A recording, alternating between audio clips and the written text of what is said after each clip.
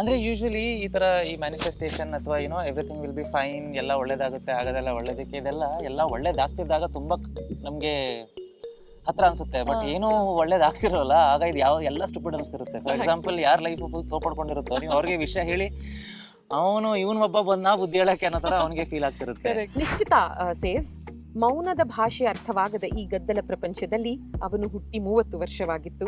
ಇತಿಹಾಸದ ಪುಟಗಳಲ್ಲಿ ಹೊಸ ಅಧ್ಯಾಯಕ್ಕೆ ಸಾಕ್ಷಿಯಾಗಿತ್ತು. This voice over at the start depicts the journey of our superstar Kiran Raj. Thank you so much. ಸುಮಾರು ಜನ ಕೇಳ್ತಾರೆ ಈ ಸ್ಕ್ರಿಪ್ಟ್ನ ಹೇಗೆ ಸೆಲೆಕ್ಟ್ ಮಾಡಿದ್ರೆ. ನಾನು ಆ ಪೊಸಿಷನಲ್ಲೇ ಇಲ್ಲ where I can choose script or where I can choose a team. ನಾನೇನು ಅಂತಂದರೆ ನನಗೆ ಅವಕಾಶ ಸಿಗೋದೇ ಒಂದು ದೊಡ್ಡ ವಿಷಯ.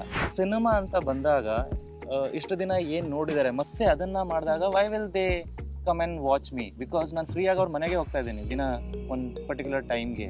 ಯು ಕೆನಾಟ್ ಎಕ್ಸ್ಪೆಕ್ಟ್ ನಾನು ನಂಬರ್ 5 ಆಗಕ್ಕೆ ಬಂದಿದ್ದೀನಿ ಅಂತ ಹೇಳೋದನ್ನ ಯು ಕೆನಾಟ್ ಎಕ್ಸ್ಪೆಕ್ಟ್. ಆ ಮೈಂಡ್ ಸೆಟ್ ಇರೋರು ಅವರು ಉದ್ಧಾರ ಆಗಲ್ಲ, ಇಂಡಸ್ಟ್ರಿನೂ ಉದ್ಧಾರ ಮಾಡಲ್ಲ. If in case you don't have that mindset, ಅವರು just because of their convenient some responsibility 4-5 EMI ಮುಗಿಸ್ಕೊಳಕ್ ಬಂದಿರ್ಬೋದು ಅಷ್ಟೇ. ಸೆಪ್ಟೆಂಬರ್ 12ಕ್ಕೆ ರಿಲೀಸ್ ಆಗ್ತಿರೋ ನಿಮ್ಮ ಸಿನಿಮಾದ ಹೆಸರೇನು? ಜಾನಿ. ಯಾಕಂದ್ರೆ ಹುಡುಗಿಗೆ ಇನ್ನೊಂದು ಮದುವೆ ಆಗಿರುತ್ತೆ, ಗಂಡ ಓಡೋಗಿರ್ತಾನೆ ಬಿಟ್ಟು, ಗಂಡನ್ ಹುಡುಕ್ತಾವನೆ ನೆಕ್ಸ್ಟ್ ಪಾರ್ಟ್ ಅಲ್ಲಿ. ಪಾರ್ಟ್ 1 ತುಂಬಾ ಇಂಟ್ರೆಸ್ಟಿಂಗ್ ಆಗಿದೆ. ಅಯ್ಯೋ, ಇದೇ ಕಥೆ ಅನ್ಕೊಂಡು ಬರ್ದೇ ಇದ್ಬಿಟ್ಟಿರ. ಆಮೇಲೆ ಜನ ಯಾಕೆ ಥಿಯೇಟರ್ಗೆ ಬಂದು ರಾನಿ ಸಿನಿಮಾನ ನೋಡ್ಬೇಕು? ಈ ಎಲ್ಲದ್ರ ಮಧ್ಯೆ ಅಂದ್ರೆ ಕೆಲವೊಂದಷ್ಟು ಜೆನ್ಯೂನ್ ಪಾಯಿಂಟ್ಸ್ ಇದೆ. ಬಟ್ ಯೂಟ್ಯೂಬ್ ಅಲ್ಲಿ ಯಾವ ವಿಡಿಯೋ ತೆಗೆದು ನೋಡಿದ್ರೆ ಇದೇ 4-5 ಕೇಳಿರ್ತೀರ. ಅದ್ರ ಬಿಟ್ಟು ಹೇಳ್ತೀನಿ, ಅಂದ್ರೆ ನಮ್ಮ ಸಿನಿಮಾ ಅದ್ಭುತವಾಗಿದೆ, ನಾವು ಚೆನ್ನಾಗಿ ಮಾಡಿದೀವಿ, ಒಳ್ಳೆ ಪ್ರಯತ್ನ, ಹೊಸಬ್ರಿಗೆ ಅವಕಾಶ ಕೊಟ್ಟಿದ್ದೆಲ್ಲ ನೀವು ಕೇಳೇ ಇರ್ತೀರ 24 ಸಲ. ಒಂದ್ ರೀಸನ್ ಇರಲೇಬೇಕು. I'll ask you one question. Why you follow someone? ನಿಮಗೆ ಆ ಸಿಚುವೇಶನ್ ಬಂದಿದ್ಯಾ? ಲಾಸ್ಟ್ 10 ರೂಪಾಯಿನೂ ಯೋಚನೆ ಮಾಡಿ ಖರ್ಚು ಮಾಡೋ ಸಿಚುವೇಶನ್ ಬಂದಿದ್ಯಾ? 200% ಬಂದಿದೆ.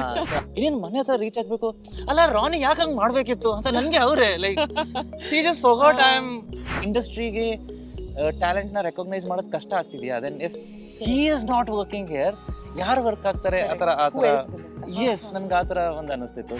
ನಾನು ಹೊರಗಡೆ ಬಂದ ತಕ್ಷಣ ನಿಂಗೆ ಮೈಕ್ ಕೊಟ್ಟಾಗ ರಿಯಾಕ್ಷನ್ ಕಾಯ್ತಾ ಇರ್ತೀನಿ. ಬರೋವಾಗ್ಲೇ ರೂಲರ್ ಆಗ್ಬೇಕು ಅಂತ ಬಂದವನ ಕಥೆ.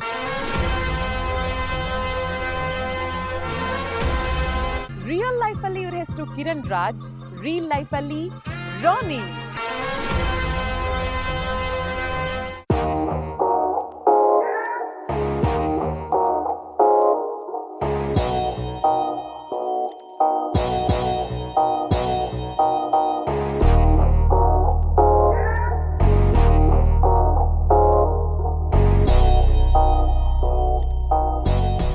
ಸೊ ಲೈಫಲ್ಲಿ ವೇರಿಡ್ ಎಕ್ಸ್ಪೀರಿಯನ್ಸಸ್ ಇರಬೇಕು. ಪ್ರೊಫೆಷನ್ ವೈಸ್ ನಾನು ಹೇಳ್ತಾ ಇರೋದು. ಐ ಥಿಂಕ್ ನಾನು ಮೀಟ್ ಮಾಡಿರೋ ವ್ಯಕ್ತಿಗಳಲ್ಲೇ ಅತಿ ಹೆಚ್ಚು ವೇರಿಡ್ ಎಕ್ಸ್ಪೀರಿಯನ್ಸಸ್ ಇರೋರು ಕಿರಣ್ ರಾಜ್ ಅನ್ಸುತ್ತೆ. ಬಿಕಾಸ್ ಇಲ್ಲಿಗೆ ಬರೋವರೆಗೂ ಒಂದಷ್ಟು ವಿಷಯಗಳು ಗೊತ್ತಿತ್ತು. ನಿಮ್ಮ ಹತ್ರ ಮಾತಾಡ್ತಾ ಗುರು ಏನೆಲ್ಲ ಮಾಡಿದ್ದಾರೆ, ಇನ್ನೂ ಎಷ್ಟೆಲ್ಲ ಇದೆ ಅಂತ. ಕಾಲೇಜ್ ಡೇಸಿಂದಾನೆ ನೀವು ಪ್ರೊಫೆಷ್ನಲಿ ಕಾರ್ ರೇಸಿಂಗ್ ಮಾಡಿದ್ದೀರಾ, ಪಾಕೆಟ್ ಮನಿ ಅರ್ನ್ ಮಾಡೋದಕ್ಕಂತ ಡಿಜೆಯಿಂಗ್ ಮಾಡಿದ್ದೀರಾ. 1-3 ದಿನ ಪೇಪರ್ ಹಾಕಿದ್ರು, ಬಟ್ ಅಲ್ಲಿ ಪೇಮೆಂಟ್ ಕರೆಕ್ಟಾಗಿ ಆಗಲಿಲ್ಲ ಅಂತ ಬೇಜಾರಾಗೋಯ್ತು, ಆ ಕೆಲಸನ ಬಿಟ್ಟರು. ಆ್ಯಂಡ್ ಈವೆಂಟ್ಸ್ಗಳನ್ನು ಮಾಡೋದಿರ್ಬೋದು. ಹುಲಿ ಸಿನಿಮಾದಲ್ಲಿ ಜೂನಿಯರ್ ಆರ್ಟಿಸ್ಟ್ ಆಗಿ ಅಭಿನಯಿಸಿದ್ದೀರಾ. ಮೈಲಾರಿ ಸಿನಿಮಾದಲ್ಲಿ ಅಭಿನಯಿಸಿದ್ದಾರೆ ಅಂತ ಸುಮಾರು ಕಡೆ ಇದೆ. But the actual fact is Mylari ಸಿನಿಮಾದ 100 ಡೇ ಫಂಕ್ಷನ್ ಅಲ್ಲಿ ಬ್ಯಾಕ್ ಗ್ರೌಂಡ್ ಡಾನ್ಸರ್ ಆಗಿ ಕಾಣಿಸ್ಕೊಂಡಿದ್ದಾರೆ. ಆ್ಯಂಡ್ ಇವಾಗ ರಾನಿ ಸಿನಿಮಾದ ಬಗ್ಗೆ ನಾವೇನು ಮಾತಾಡ್ತಾ ಇದ್ದೀವಿ, ಸೆಪ್ಟೆಂಬರ್ 12ನೇ ತಾರೀಕು ರಿಲೀಸ್ ಆಗ್ತಿರುವಂಥ ಈ ಸಿನಿಮಾ ಒಂದು 2 ವರ್ಷಗಳ ಕಾಲ ಶೂಟ್ ಆಗಿದೆ. 2022 to 2024. ಈ 2 yearsನ ಅವಧಿಯಲ್ಲಿ ಏನೇನೆಲ್ಲ ಕಲ್ತ್ರಿ ಕಿರಣ್ ಅವರೇ? ಪ್ಯಾರಾ ಗ್ಲೈಡಿಂಗ್ ಮಾಡಿದೆ, ಅದ್ರದ್ದು ಸರ್ಟಿಫಿಕೇಟ್ ಕೋರ್ಸ್ ಆಯ್ತು, ಸ್ನೋ ಬೋರ್ಡಿಂಗ್ ಆಯ್ತು, MMA ಕಲಿತೆ. ಸೊ ಸಾಕಷ್ಟು ಫೀಲ್ಡ್ಸ್ನ ನೀವು ಎಕ್ಸ್ಪೀರಿಯನ್ಸ್ ಮಾಡಿದ ನಂತರ what is the take away? ಅಂದರೆ ಒಂದೊಂದು ಫೀಲ್ಡಿಂದಾನು ನಾವು ಒಂದೊಂದನ್ನ ಕಲ್ತಿರ್ತೀವಿ ಲೈಫ್ನಲ್ಲಿ, ಆ್ಯಂಡ್ ಅದನ್ನೆಲ್ಲ ಇವಾಗ ಇಂಪ್ಲಿಮೆಂಟ್ ಮಾಡ್ತಿದ್ದೀರಾ ಅಂತ ಗೊತ್ತಾಗ್ತಿದೆ. ವಾಟ್ ಆರ್ ದೋಸ್ ಟೇಕ್ ಅವೇಸ್ ನೀವು ಇವತ್ತು ಅದನ್ನ ಮೆಲುಕು ಹಾಕ್ಬೇಕು ಅನ್ನೋದಿದ್ರೆ? ಅಂದ್ರೆ ಅದನ್ನ ಕಲಿಬೇಕಾದ್ರೆ ಅದನ್ನ ಮತ್ತೆ ಹೇಗೆ ಇಂಪ್ಲಿಮೆಂಟ್ ಮಾಡಬೇಕು ಅಂತ ಕಲಿಯಲ್ಲ, just to have that new experience in life. ನಾನು ಸುಮಾರು ಕಡೆ ಇದನ್ನ ಹೇಳಿದ್ದೇನೆ, ದಿಸ್ ಇಸ್ ಕರ್ಮ ಭೂಮಿ ಅಂತ ಏನ್ ಹೇಳ್ತಾರೆ. We are here to work, we are here to learn. ಆಮೇಲೆ ಲೈಫ್ ಅನ್ನೋದು ಪ್ರತಿಯೊಬ್ಬರು ಎಕ್ಸ್ಪೀರಿಯನ್ಸ್ ಅಂತ ಹೇಳ್ತಾನೆ ಇರ್ತಾರೆ. ಸೊ ಎಕ್ಸ್ಪೀರಿಯನ್ಸ್ ಮಾಡಬೇಕು ಅಂತ ಹೇಳೋದು. ಸೊ ಅದಕ್ಕೆ ಪ್ರತಿ ಸಲ ನೀವು ಹೊಸದೇನಾದ್ರೂ ಕಲ್ತಾಗ ಒಂದು ಮೈಂಡ್ ಸೆಟ್ ಚೇಂಜ್ ಆಗುತ್ತೆ, ಇನ್ನೊಂದು ಜೀವನನ ನೋಡೋ ರೀತಿ ಏನಿದೆ ಅಲ್ಲ ಅದು ಅಪ್ಡೇಟ್ ಆಗ್ತಾ ಹೋಗುತ್ತೆ ನನ್ನ ಪ್ರಕಾರ. ಆ್ಯಂಡ್ ಇನ್ನೂ ವೈಸ್ ಆಗ್ತಾ ಹೋಗ್ತೀರಾ, ಇನ್ನೂ ಮೆಚೂರ್ ಆಗ್ತಾ ಹೋಗ್ತೀರಾ. So it helps a lot. So ನೀವು ನಿಮ್ಮ first earning, if you remember, like the basic amount, not serial earning, but then ಒಂದು 10 ರೂಪಾಯಿ 20 ರೂಪಾಯಿ ಸಂಪಾದನೆ ಮಾಡಿದೆ ಏನದಿರ್ಬೋದು ಆ ಥರ? ಅದೇ ಪೇಪರ್ದು ಆಗ 25 ಸಿಗೋದು ಪರ್ ಡೇ. ಹ್ಮ್ ಬಟ್ ಅವರು ವಾರಕ್ಕೆ ಒಂದ್ಸಲ ಕೊಡ್ತಿದ್ರು, ಅದು ನಂಗೆ ಸಿಗ್ಲಿಲ್ಲ. ಅದೊಂದು ಅದ್ ಬಿಟ್ರೆ ಅದೇ ಜೂನಿಯರ್ ಆರ್ಟಿಸ್ಟ್ ಆಗಿ ಏನು ಹೋಗಿದ್ದೆ, ಹಾ. ಆಗ 150 ಇತ್ತು. ಓಕೆ 6 hours 7 hours ಆ ತರ. ಸೊ ಅದು ಹುಲಿ ಸಿನಿಮಾದು ಸಿಕ್ಕಿತ್ತು ಆಗ. ಹ್ಮ್ ಅದ್ ಬಿಟ್ರೆ ದೆನ್ ಡಿಜೆಯಿಂಗ್ ಅದು ಹಂಗೆ ಯಾ ಮೇಲೆ ಯಾ ಹೋಗ್ತಾ ಹಾ ಹೋಯ್ತು. ಹಾ ಬಟ್ ಫಸ್ಟ್ ಒನ್ ಅದು. ನಾನು ಆಕ್ಚುಲಿ ಅದಕ್ಕಿಂತ ಮುಂಚೆ ಕಾಲ್ ಸೆಂಟರ್ ಅಲ್ಲಿ ಕೆಲಸ ಮಾಡಿದ್ದೆ, ಅಲ್ಲೂ ಪೇಮೆಂಟ್ ಕೊಡ್ಲಿಲ್ಲ, Oh ಆ God. ಕಂಪ್ನಿನ ಮುಚ್ಚೋಯ್ತು. ಹಾ. ಸೊ ಆತರ 2-3 ಕಡೆ ದುಡ್ಡು ಸಿಗ್ಲಿಲ್ಲ. ಹ್ಮ್ ನಾನು ಈಗ್ಲೇ ಹೀಗೆ, ಆಮೇಲೆ ಈ ಜನ ನೀನ್ ದೊಡ್ಡನಾದ್ಮೇಲೆ ಕೆಲ್ಸಕ್ಕೆ ಹೋಗಿ ದುಡಿತೀಯ ಅಂತಾರಲ್ಲ, ಈ ಚಿಕ್ಕ ಚಿಕ್ಕ ಪೇಮೆಂಟ್ ಸಿಗ್ತಾ ಇಲ್ಲ, ಇನ್ ದೊಡ್ಡನಾದ್ಮೇಲೆ ಏನ್ ಕತೆ ಅಂತ ಭಯ ಆತರ ಎಲ್ಲ ಸ್ಟಾರ್ಟ್ ಆಗ್ತಿತ್ತು. ಹಾ ಹಾ ಬಟ್ ಒಂದು ಆಗ್ಲೂ ಮೋಸ್ಟ್ಲಿ ಅಲ್ಲಿಂದ ದುಡ್ಡು ಸಿಗ್ಲಿಲ್ಲ ಅಂದ್ರೆ ಒಂದಷ್ಟು ಎಕ್ಸ್ಪೀರಿಯನ್ಸ್ ಒಂದಷ್ಟು ಸಿಕ್ತು, ಕರೆಕ್ಟ್. ವಿಚ್ ಐ ಥಿಂಕ್ ಎಲ್ಲೋ ಒಂದ್ ಕಡೆ I am still utilising those experience ಇವತ್ತು. Do you want to talk about your highest payment ಈವರೆಗೆ ನೀವು earn ಮಾಡಿರೋದು, which made you like very happy? Because ನಾವೆಲ್ಲರೂ we are motivated ಒಂದಷ್ಟು ವಿಷಯಗಳಿಗೆ, ಅದ್ರಲ್ಲಿ ಒಂದು ಡೆಫಿನೆಟ್ಲಿ ಮನಿ ಫ್ಯಾಕ್ಟರ್. ಹೈಯೆಸ್ಟ್ ಪೇಮೆಂಟ್ ನಾನು ಕ್ಯಾಲ್ಕುಲೇಟ್ ಮಾಡೋದಾದ್ರೆ, ಕಡಿಮೆ ಕೆಲಸಕ್ಕೆ ಹೈಯೆಸ್ಟ್ ಪೇಮೆಂಟ್ ಹಾ. ಕ್ಯಾಲ್ಕುಲೇಷನ್ ಅಂತಂದ್ರೆ ಇನ್ಸ್ಟಾಗ್ರಾಮ್ ಇಂದ. ಓಕೆ ಅಂದ್ರೆ ಒಂದ್ ಸುಮ್ನೆ ಪೋಸ್ಟ್ ಹಾಕಕ್ಕೆ ಒಂದಷ್ಟು ಬಂದ್ಬಿಡುತ್ತಲ್ಲ, ಹಾ. ಬಿಕಾಸ್ ಬೇರೆ ನೀವು ಏನೇ ಕೆಲಸ ಮಾಡ್ತಿದ್ರು ಹಾ. ಕೆಲಸ ಎಷ್ಟಿರುತ್ತೋ ಅಷ್ಟು ಎಕ್ಸ್ಟ್ರಾಕ್ಟ್ ಮಾಡಾದ್ಮೇಲೆ ನಿಮ್ಗೆ Correct. ದುಡ್ಡು ಸಿಗುತ್ತೆ. ತುಂಬಾ ಕನ್ವೀನಿಯಂಟ್ಲಿ ಸಿಗೋದು ಅಂದ್ರೆ ಇನ್ಸ್ಟಾಗ್ರಾಮ್ ಇಂದ. ಸೊ ನಿಮ್ಮ ಫೇವ್ರೆಟ್ ಆಕ್ಟರ್ ಜಿಮ್ ಕ್ಯಾರಿ ಹೇಳ್ತಾರೆ that it's just about letting the universe know what you want and then working towards it ಅಂತ. Yes. ಸೊ ಈ ಲಾ ಆಫ್ ಅಟ್ರಾಕ್ಷನ್ ಅಥವಾ ಮ್ಯಾನಿಫೆಸ್ಟೇಷನ್, ನೀವು ಇದನ್ನ ಬಲವಾಗಿ ನಂಬ್ತೀರಾ ಅಂತ ಗೊತ್ತಿದೆ. ಸೊ ಇದಕ್ಕೆ ನೀವು ಇಂಟ್ರೊಡ್ಯೂಸ್ ಆಗಿದ್ದು ಯಾರಿಂದ, ಯಾವಾಗ, how did it all happen? Because ನಮಗೆಲ್ಲ ಇದರ ನಮ್ಮನ್ನ ಇದಕ್ಕೆ ಇಂಟ್ರೊಡ್ಯೂಸ್ ಮಾಡಿದಂಥ ಒಂದು ಪುಸ್ತಕ ಇಸ್ ದ ಸೀಕ್ರೆಟ್. ಅಲ್ಲಿಂದ I think it all began. ಇವತ್ತಿನ ದಿನ ಸಾಕಷ್ಟು ಜನ ಇದ್ರ ಬಗ್ಗೆ ಮಾತಾಡ್ತಾರೆ. 11/11ಗೆ ವಿಶ್ ಮಾಡ್ಕೊಳ್ಳೋದಿರಬಹುದು, ಲೈಕ್ ರೀಸೆಂಟ್ ಆಗಿ 8th August 888. Lions Gate portal ಅಂತ ಹೌದು. ಫಾಲೋ ಮಾಡಿದ್ದಿರಬಹುದು. ಇವಾಗ ವಿತ್ ಇನ್ಸ್ಟಾಗ್ರಾಮ್ ಸಾಕಷ್ಟು ವಿಡಿಯೋಸ್ಗಳ ಮೂಲಕ ಹೌದು. ನಮ್ಗಿದು ಗೊತ್ತಾಗ್ತದೆ. Like so how are you introduced ಇದಕ್ಕೆ?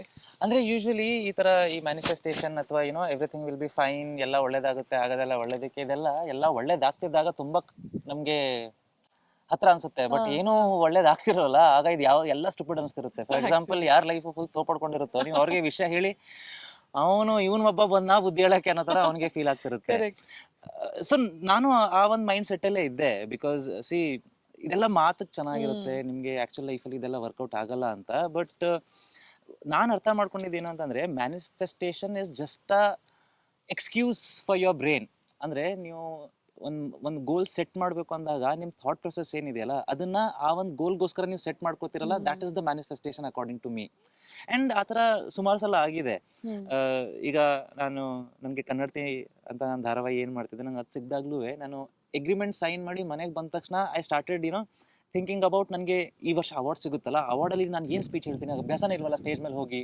ಬಿಕಾಸ್ ನನಗೆ ಸ್ಟೇಜ್ ಫಿಯರ್ ತುಂಬಾ ಇತ್ತು. ಸೊ ನಾನು ಸ್ಟೇಜ್ ಮೇಲೆ ಹೋಗಿ ಏನ್ ಮಾತಾಡ್ತೀನಿ ಅಂತ ಅವತ್ತಿಂದ ನಾನು ಶುರು ಮಾಡ್ಕೊಂಡೆ ಅದ್ರ ಬಗ್ಗೆ ಯೋಚನೆ ಮಾಡೋದು. And all of a sudden that day came and I got the award. ನನ್ ಏನ್ ಮೈಂಡ್ ಅಲ್ಲಿ ಒಂದು ಸ್ಪೀಚ್ ಏನ್ ಅನ್ಕೋತಿದ್ನೋ ಅದನ್ನ ಅಲ್ಲಿ ಹೇಳ್ದೆ.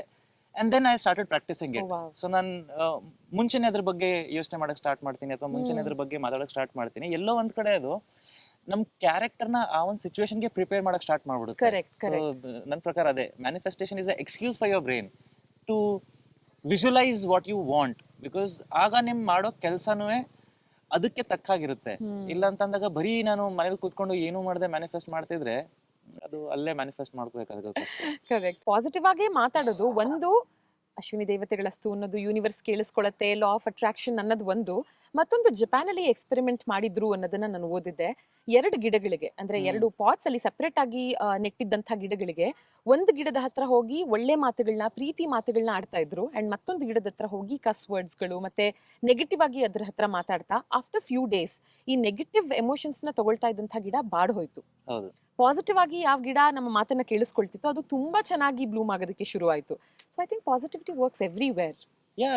ಈಗ ನೀವೇ ಹೇಳಿದ್ರಿ, ಅದಕ್ಕೆ ಆತರ ಹೇಳಿದಾಗ ಒಂದಷ್ಟೇ ಇಂಪ್ಯಾಕ್ಟ್ ಆಗುತ್ತೆ.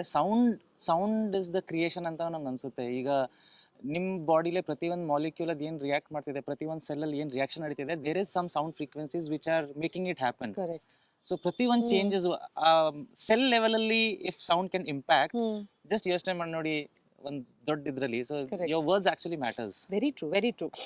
ಸೊ ಜನ ನಿಮ್ಮ ಮೇಲೆ ಇಟ್ಟಿರುವಂತಹ ಪ್ರೀತಿ ಟೀಸರ್ ಅಲ್ಲಿ ಗೊತ್ತಾಗ್ತಿದೆ ನಮ್ಗೆ. ರಾನಿ ಸಿನಿಮಾದ ಟೀಸರ್ ಕಮೆಂಟ್ಸ್ ಓದಿದ್ದೀರಾ ನೀವು? ಅದಕ್ಕೆ ಬಂದಿರುವಂತ ಕಮೆಂಟ್ಸ್ ಸ್ವಲ್ಪ ಓದಿದೆ. ಲೈಕ್ ಅಪ್ರಿಷಿಯೇಟ್ ಮಾಡಿದ್ರು. ತುಂಬಾ ಪಾಸಿಟಿವ್ ಆಗಿದೆ ಅಂಡ್ ಅದರಲ್ಲಿ ಒಂದಷ್ಟನ್ನ ಸೆಲೆಕ್ಟ್ ಮಾಡಿದ್ದೀನಿ. ಕಮೆಂಟ್ಸ್ಗಳನ್ನ ನಾನು ಓದ್ತಾ ಹೋಗ್ತೀನಿ, ಅದಕ್ಕೆ ನಿಮ್ ರಿಯಾಕ್ಷನ್ ಕೊಡಿ.